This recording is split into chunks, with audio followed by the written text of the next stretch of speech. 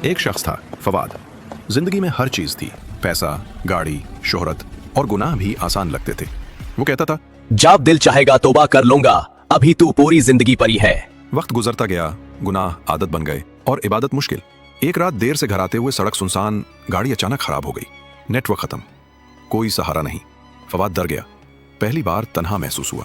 دل سے صدا نکل, یا اللہ, اگر بچ گیا تو واپس تیری طرف لوٹ آؤں گا. اس نے آسمان کی طرف دیکھا. بارش کے قطرے اسے چھو رہے تھے, جیسے اللہ کہہ رہا ہو واپس آؤ, دروازہ ابھی بھی کھلا ہے. تھوڑی دیر بعد ایک گاڑی روکی. ڈرائیور نے بنا سوال پوچھے ہیلپ کی. فواد کی آنکھوں میں آنسو آ گئے. گھر پہنچ کر سجدہ کیا.